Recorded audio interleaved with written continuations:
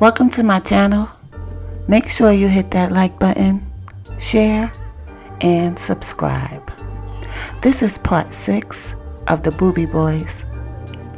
The John Doe Boys got their name from the toe tags attached to the unidentified bodies at the morgue. Corey Smith, aka Bubba, was their leader, and they controlled a large part of Liberty City, including the lucrative pork and bean projects and the notorious 15th Avenue. One of Bubba's main lieutenants was a female named Peggy King. Other lieutenants and enforcers had colorful nicknames such as Jew Dog, Jarhead, Crazy E, Little Bo, Manny Boo, and Scooby. At the same time, the North End Task Force was trying to dismantle the Boobie Boys and Vonda's gang.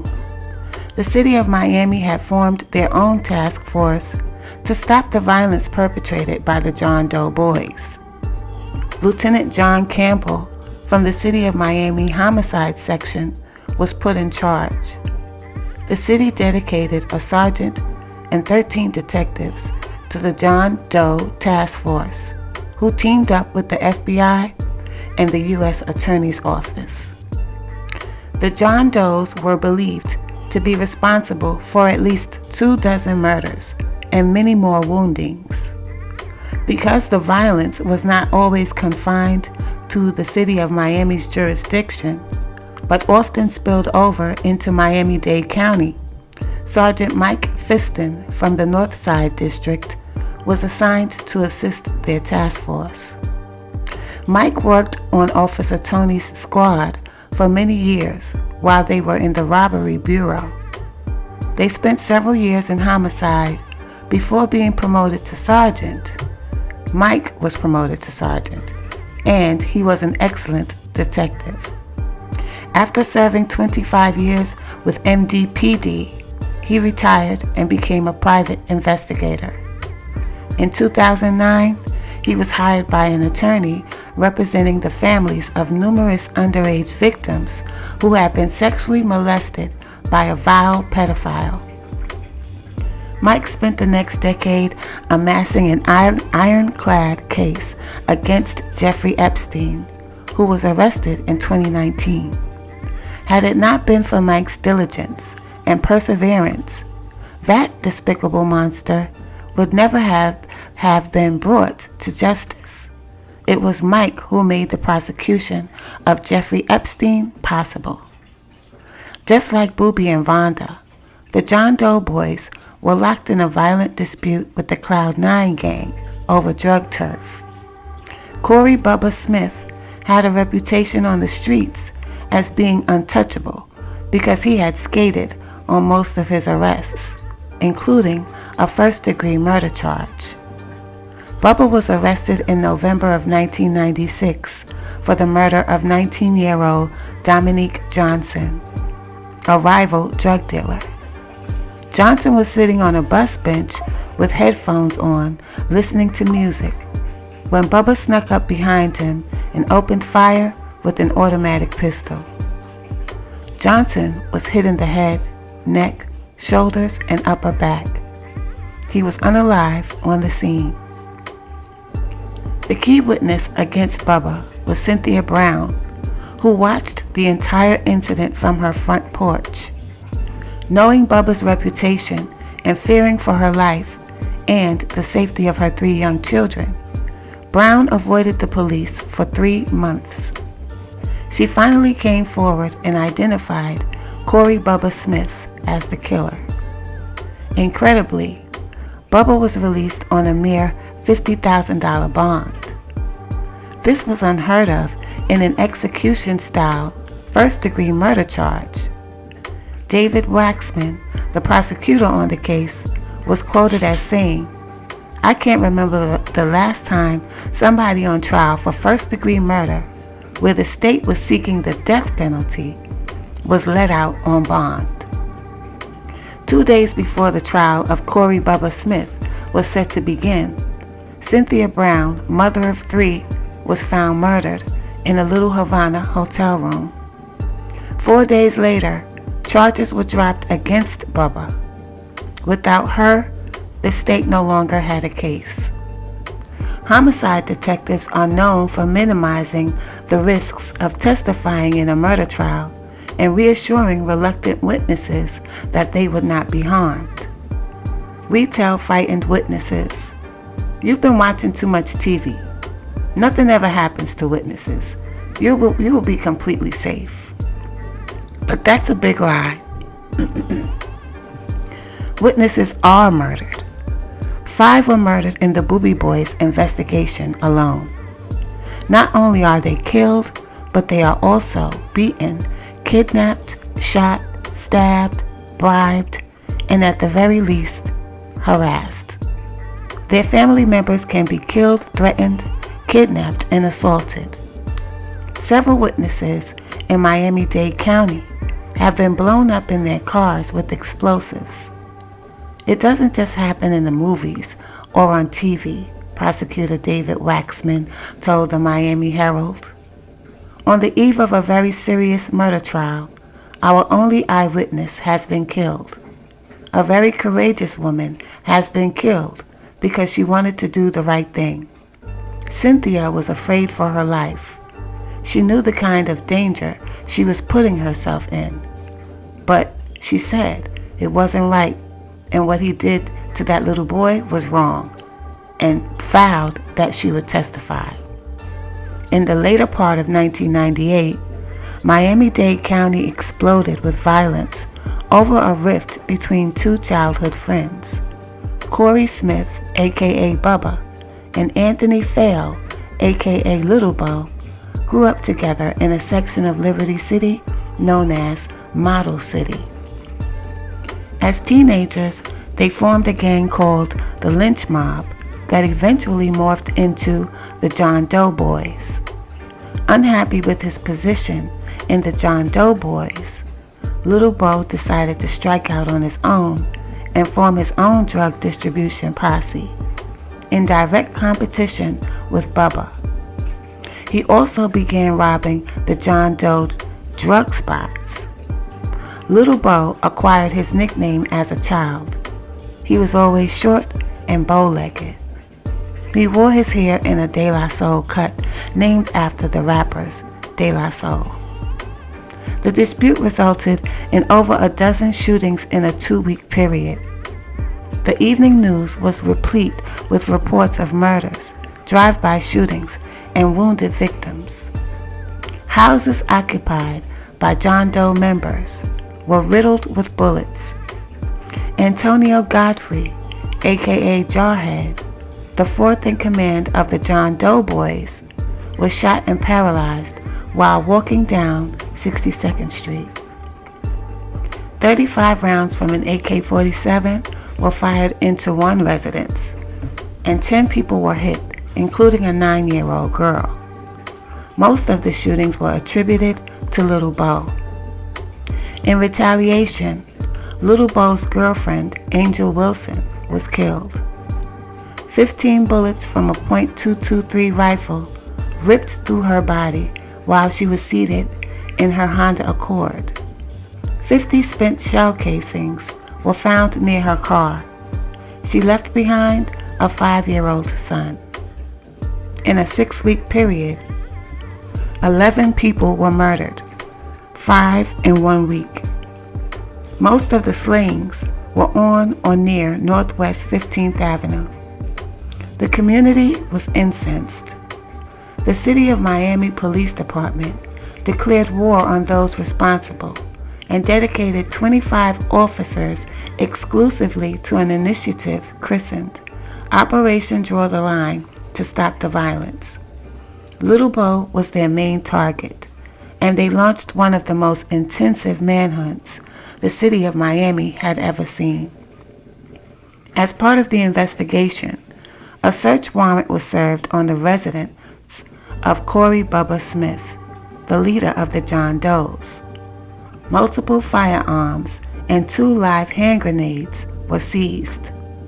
Search warrants at the home of Smith's sister produced a Ruger Mini 14 rifle, a MAC-10 machine pistol, a MAC-90 rifle, $186,000 in cash, a diamond-studded Rolex watch, and a 75-round capacity drum magazine for an AK-47.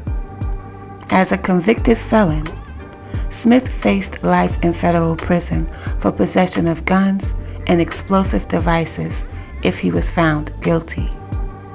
The search for Little Bo consumed South Florida. A huge reward was offered for his apprehension. Radio and TV stations would interrupt their programming with information about the latest sighting of Little Bo. 8 days into the search, with hundreds of tips checked out, Little Bo still remained a fugitive. Unbelievably, it was Ra-Ra who was responsible for the capture of Little Bo. He had been transferred from Macon, Georgia, to the Federal Detention Center in Miami, and he somehow learned in a telephone call with an unidentified female where Little Bo was hiding. He called his prosecutor, AUSA Mike Salas, in Macon Collect, hoping to gain favor with him. He told Mike that Little Bo was hiding out at a Days Inn in Palm Beach County. Mike called the task force, and they surrounded the Days Inn, where they nabbed Little Bo. Little Bo was returned to Miami, where he gave a 12-hour confession to investigators, implicating many of the John Doe Boys. The next day, 200 police officers fanned out across Miami-Dade County and arrested 25 people associated with the John Doe Boys and the Cloud 9 gang. It appeared to the public that the arrests were made as a direct result of Little Bo's confession, but it was just a coincidence. The indictments were months in the making and had been decided long before he made his admissions. The multi-count CCE indictment contained 5 murders, including the murder of Cynthia Brown. Court documents showed that the task force had obtained pen registers and wiretaps and had listened to over 2,500 phone calls made by Corey Smith. Most of them were narcotics transactions. In a statement to the press, Tom Scott, the U.S. Attorney of the Southern District of Florida, said, "These 2 indictments represent a major blow to 2 of the most significant narcotics gangs operating in Liberty City and in the case of the John Doe organization, perhaps by far the most violent. Some of you may say, won't another gang just step up and take the place of the John Does and the Cloud 9s of the world? If they are willing to face life in prison, we're willing to take them on." After 5 years of legal wrangling, Corey Smith was found guilty of the 5 murders he had been charged with, including that of Cynthia Brown, Angel Wilson, and a deaf mute named Jackie Pope. Officer Tony's good friend, George Chalakis, was the prosecutor. The trial lasted 33 days, and the state called 84 witnesses. Little Bo, who was serving 2 life sentences, testified against Bubba. Because of numerous threats, 2 armed police officers searched all individuals, including jurors, who entered the hallway outside the courtroom. Multiple armed police officers were stationed inside and outside the courtroom. Smith was required to wear a stun belt. Spectators had to present photo identification before being admitted to the courtroom. Although he was already serving a life term in federal prison for drug trafficking, the judge imposed 2 death sentences on Bubba for the murders of Cynthia Brown and Angel Wilson. He was sent to death row to await his execution.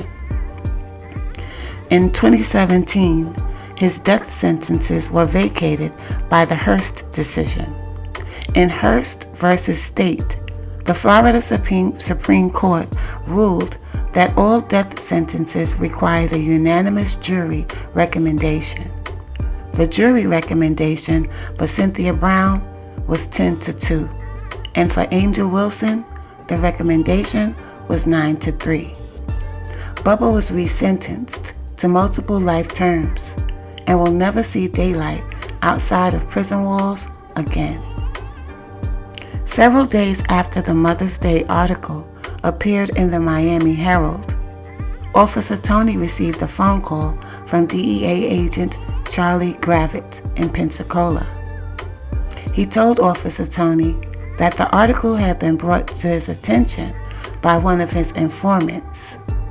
He said that he had been building a trafficking in narcotics case against one of the individuals mentioned in the clipping, Jesus Zeus Wilson. According to Charlie, he had amassed enough evidence against Zeus to put him in federal prison for the rest of his life, and a warrant for his arrest had been issued. This was welcome news, since their informants had been telling them over and over that Zeus was weak and would definitely roll over on the Boobie Boys if he faced jail time. Zeus had a wife and a 4-year-old son that he doted on. Life in prison was certainly not in his plans. 16 years later, Jesus Wilson Jr.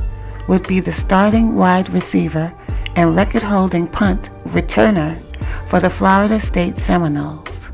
Congratulations to him. Charlie faxed Officer Tony a copy of the warrant, and the task force began searching for Zeus. Within hours, Chuck Clark spotted him in Carroll City driving a blue Saab. He followed the Saab into a residential area near Northwestern High School, where he took Zeus into custody. At the homicide office, he was read his rights and didn't hesitate to give up the Boobie Boys. Zeus explained that he was more of an associate member of the Boobie Boys and not part of their inner circle. He always felt that Boobie never completely trusted him after Jerry Dukes was murdered at his barbershop. Nevertheless, he still knew a lot.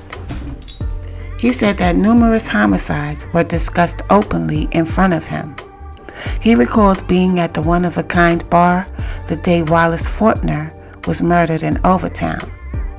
E4, Marvin Rogers, and Vinnie, Vincent de Lavaux, came into the bar, and E4 shouted triumphantly, "We got him." The trio then animatedly explained how they killed Fortner. They said they had waited outside his house in a stolen car, and when he came out, they cut him down with choppers. Vinnie and E4 told Zeus that the city of Miami police stopped them leaving the scene of the shooting, but let them go, not even checking to see if their vehicle was stolen. The AK-47s they used to kill Fortner were in the trunk, but the police officers never looked.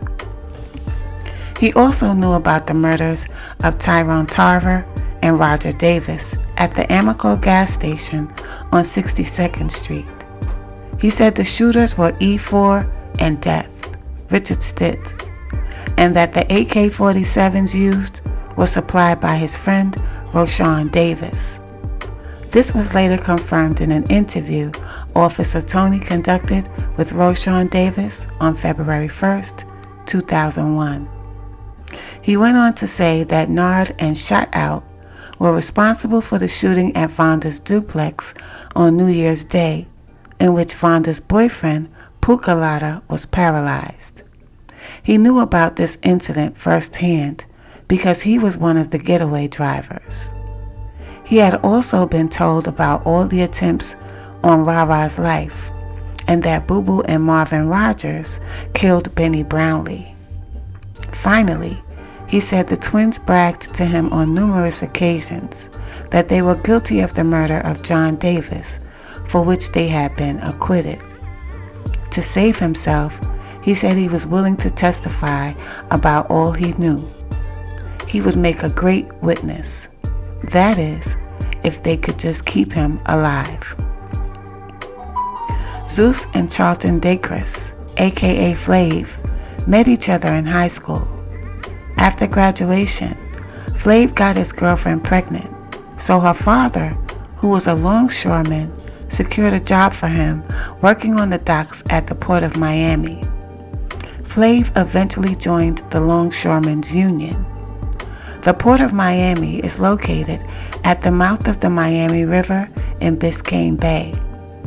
It is the largest passenger port in the world and one of the largest cargo ports in the United States. It accounts for 340,000 jobs and has an overall economic impact of $45 billion to the state of Florida. Designated the cargo gateway of the Americas, it is the largest container port in the state of Florida and 9th largest in the United States. Over 10 million tons of cargo pass through the Port of Miami every year. Shortly after he started working at the port, Flav met a fellow longshoreman known as Heavy. Under Heavy's tutelage, Flav learned how to smuggle drugs off the port.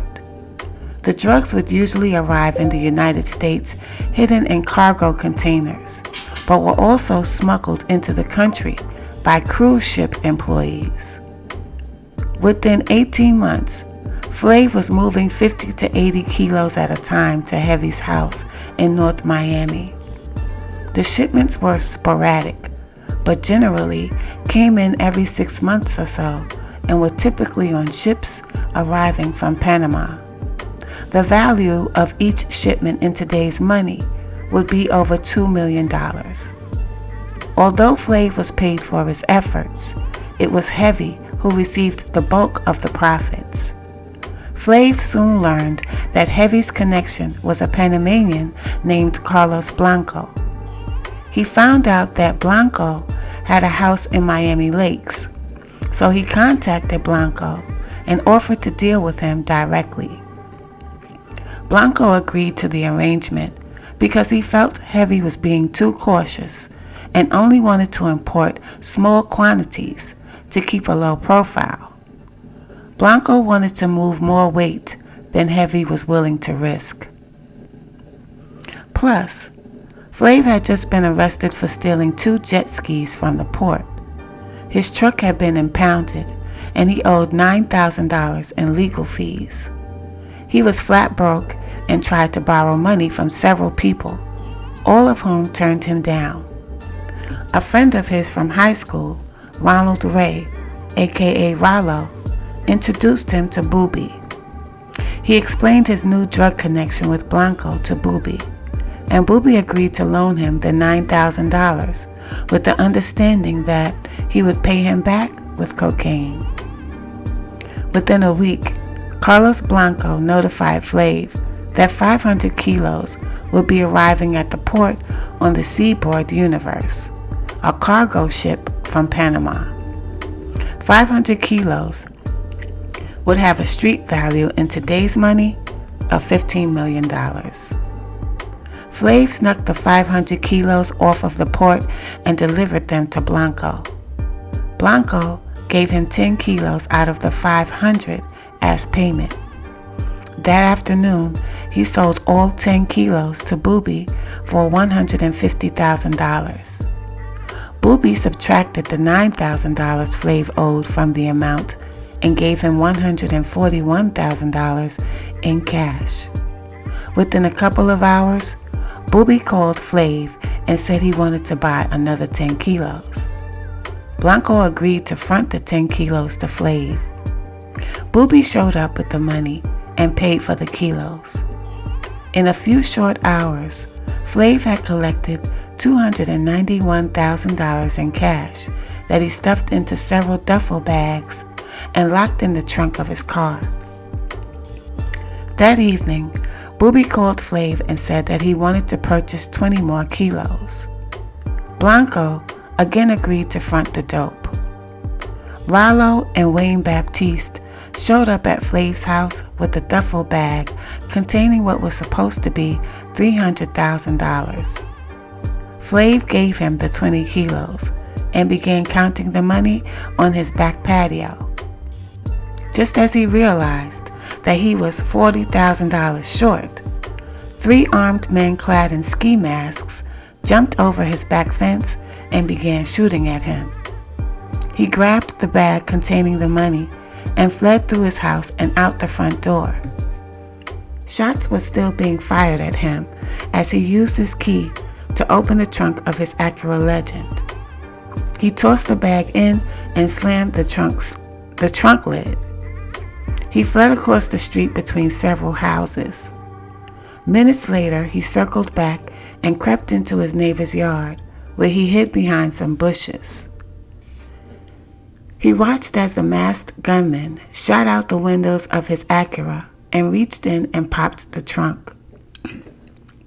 He clearly recognized one of the masked robbers as Wayne Baptiste, who had delivered the money earlier.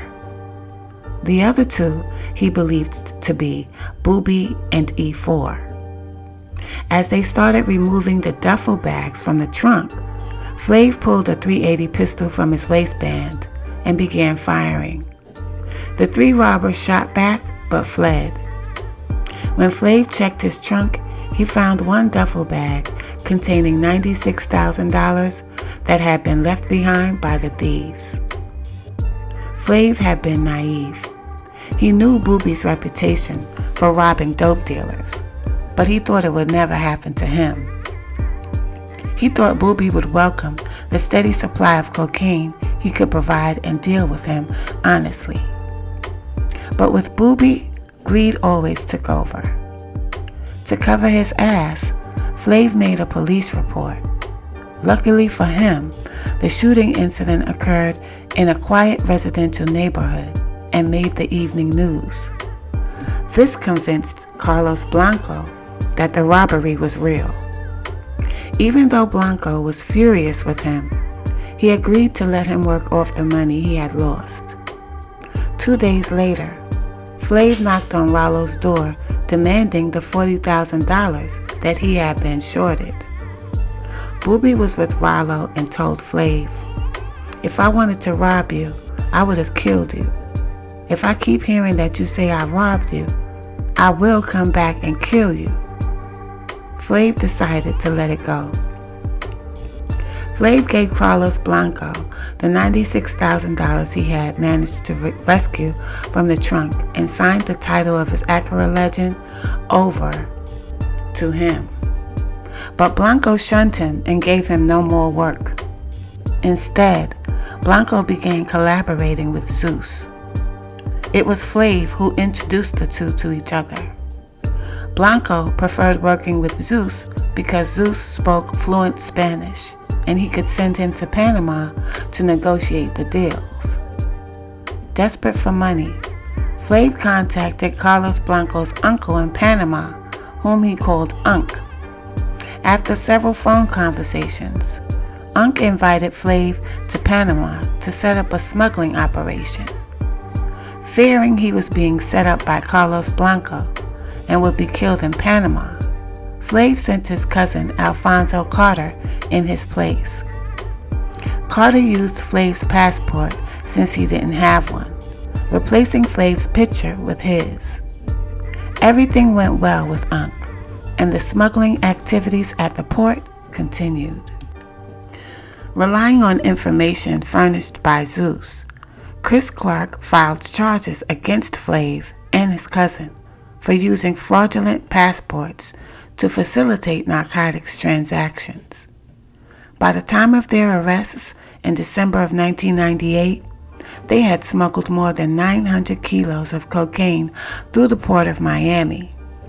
They were both found guilty and each received 20 years in federal prison. Following his sentencing, Flav attempted to commit suicide in the courthouse holding facility. He tore cloth strips from his prison jumpsuit to create a ligature and tried to hang himself. U.S. Marshals found him hanging and cut him down. Zeus and Carlos Blanco continued their association until Blanco was arrested. Through connections he had at Port Everglades and Fort Lauderdale, they were able to smuggle cocaine into both locations. Zeus estimated that they were able to move over 1,000 kilos of cocaine through both ports. At least 200 of those were sold to Boobie. Most of the profit went to Blanco, of course, who had to pay his sources in Panama, but Zeus usually received $800 to $1,000 per kilo. Kilos at the time were selling anywhere from $14,000 to $18,000, depending upon demand and availability. DEA agents in Miami arrested Carlos Blanco at his home and seized 7 kilos. Blanco pleaded guilty to drug trafficking and was sentenced to 15 years in federal prison. Zeus was taken to Pensacola, where he pleaded guilty to trafficking in cocaine and was sentenced to life in prison.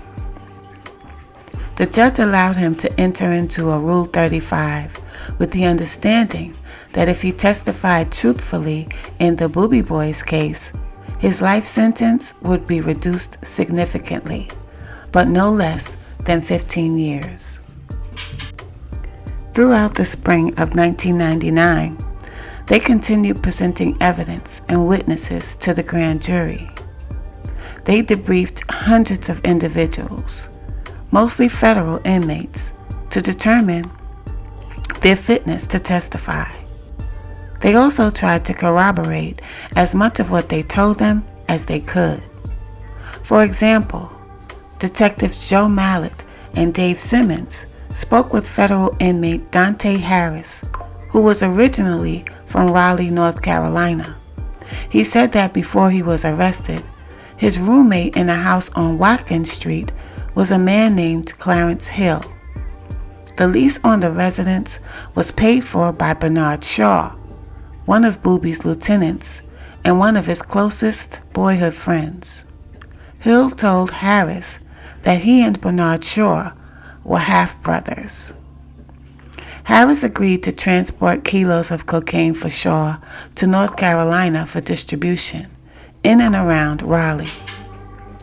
He would travel to Miami, where he would pick up 1 to 3 kilos of cocaine from Bernard Shaw or Ronald Ray, aka Rollo, hide it in his Chevy Caprice, and drive back to Raleigh. While he was in Miami, he would always stay at the Holiday Inn near Calder Racetrack. Sometimes the cocaine was in the form of crack, and sometimes it was powder. He said that he made roughly 35 such trips. He would hide the drugs in the blower vent of his automobile's air conditioner. At times, Harris would use Western Union to wire payment for the drugs back to either Shaw or Rollo. He estimated that he wired at least $100,000 in this manner. Harris also kept a ledger that recorded all his transactions with Shaw and Rollo. He believed that his mother still had the ledger. On the last trip he made, he was stopped on I-95 and arrested by the St. Lucie County Sheriff's Office, who found over 1,500 grams of crack, 1.5 kilos, hidden in his AC vent. DEA took over his case. He was convicted and sentenced to 15 years in federal prison. At his trial, it was brought up that there was an unidentified fingerprint that had been found on the wrapper of the cocaine. Once Officer Tony and the task force heard the story, the legwork began. Officer Tony subpoenaed the Western Union records. DEA agent Lenny Athos drove to Port St. Lucie, picked up the latent fingerprint card, and brought it to their ID section. Fingerprint expert George Hurdle promptly compared it to a standard of Bernard Shaw. It was a perfect match. Jeff Lewis and Officer Tony served a subpoena on the Calder Holiday Inn and obtained all the records pertaining to Dante Harris. It was confirmed that he stayed there on 24 separate occasions over a 3-year period. Numerous calls from his room were made to the home numbers of Bernard Shaw and Ronald Ray. The lease on the house on Watkins Street in Raleigh was received via a subpoena and showed that Bernard Shaw did, in fact, make the rent payments. This was the paradigm that they used for all the witnesses who said they transacted dope with the Boobie Boys. They always endeavored to find some piece of evidence that verified their stories. They compiled a list of relevant questions, such as, were you ever arrested with the dope? Were you ever stopped by the police? Did you ever get a ticket or warning? Where did you stay? What phones did you use? Do you have any receipts from the trips? Did you wire any money? Did anything unusual happen? Anything that could be checked out to support their testimony. In the case of Dante Harris, they hit the jackpot when his mother handed over the ledger that he had kept. It was very detailed and listed years of illegal transactions with the Boobie Boys. There were so many witnesses that they tendered to the grand jury that 2 additional U.S. attorneys had to be assigned to help with the workload. Stacey Levin and Bruce Brown began by debriefing witnesses, preparing their testimony, and authoring indictments and search warrants. As it turned out, they eventually became permanent members of the task force, and along with Chris Clark, did a phenomenal job. The 3 of them were a true dream team, and without them, it is doubtful that the case would have had the success that it did. The grand jury would meet every Thursday from 9 a.m. to 5 a.m. Following each session, the rush hour traffic back to the headquarters building was always an impenetrable parking lot, so they would meet at Tobacco Road for beers and steaks until it cleared. Tobacco Road is Miami's oldest saloon. It has survived several Miami land booms, Al Capone, Prohibition, the Great Depression, 2 World Wars, countless deadly hurricanes, the Mariel boat lift, race riots, and the cocaine cowboys. When you walked in the front door, you could see the very first liquor license issued by the city of Miami in 1912, number 001, encased in a small frame hanging on the wall.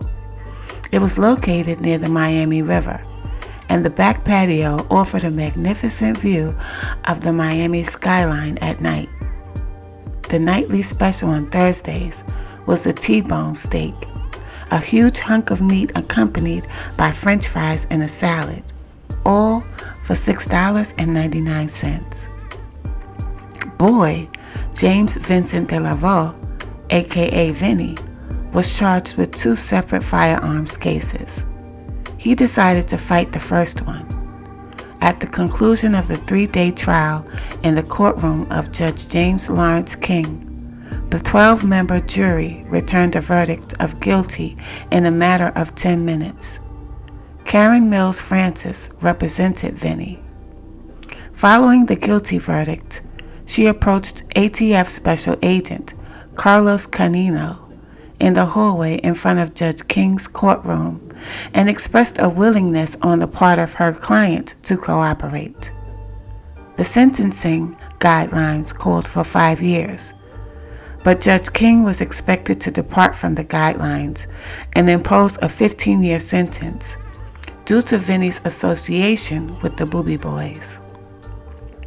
Plus, he had been convicted in 1990 for attempted first-degree murder and had served 7 years in state prison. Vinnie still had another federal firearms indictment pending. This was the case where he was caught with E4 and Boobie in the city of Miami when all three were en route to kill Vonda and Rara. City of Miami police officers tried to stop their stolen vehicle and they fled. During the pursuit, they threw an HK rifle, an Uzi submachine gun, and a Ruger .223 rifle out of the windows, along with body armor, ski masks, and gloves. A Miami police canine located them hiding in a tool shed not far from where they bailed out of the stolen car. To solidify the case, search warrants were served on both E4 and Vinnie to obtain their DNA. Dave Simmons and Associate Medical Examiner Valerie Rao presented the warrants to them at the Federal Detention Center in downtown Miami. With the help of SIS personnel, E4 and Vinnie were taken to the medical facility in the detention center, where a tube of venous blood was drawn from each of them by Dr. Rao. 2 saliva swabs were also taken. The MPD crime lab extracted Vinnie and E4's DNA from the blood and saliva and linked it to DNA found on the ski masks and gloves thrown from the vehicle. If Vinnie was convicted on this case, and the evidence against him looked awfully strong, he would receive 40 more years. While locked up and awaiting his second trial, he was full of confidence and bravado. He told fellow inmate Dennis Bell, "Boobie is going to take care of all of this. As soon as the witness list comes out, Boobie is going to have their families killed." He still has plenty of killers out there that can do the job. We know about Zeus. Boobie put a $200,000 hit out on him. Vinnie also told Bell about an incident where he, Boobie, Marvin Rogers, the twins, and E4 tried to kill Rara in Overtown. Rara returned fire and struck Marvin directly in the chest twice, but he was wearing a bulletproof vest and that saved his life. Chris Clark subpoenaed Vinnie to testify before the grand jury about his involvement with the Boobie Boys, but when the marshals brought him into the grand jury room, he refused to say anything. He was taken immediately to the courtroom of Judge Patricia Seitz, who had issued the subpoena. Prosecutor Bruce Brown informed Judge Seitz of Vinnie's refusal to testify, and she held him in contempt of court. What that meant for Vinnie was that as long as he was in contempt, he would begin serving dead time. That is, the clock stopped. He was in limbo. Time stood still for him, and no time would come off his firearms sentence. In a subsequent interview with ATF agent Canino, he told him that his refusal to testify was based on principle. He said he had a reputation to uphold, that he was known as a soldier and a respected robber, and snitches were simply cowards. When Agent Canino told him his silence would result in more prison time, he shouted, "I don't give a shit. Bring it on. Give me more time." He did eventually cooperate with the task force and furnish some basic background information, but he still refused to testify against anyone. In the end, Vinnie pleaded guilty and was given 15 years in federal prison, his reputation intact. This is the end of the Boobie Boys, Part 6. See y'all next time.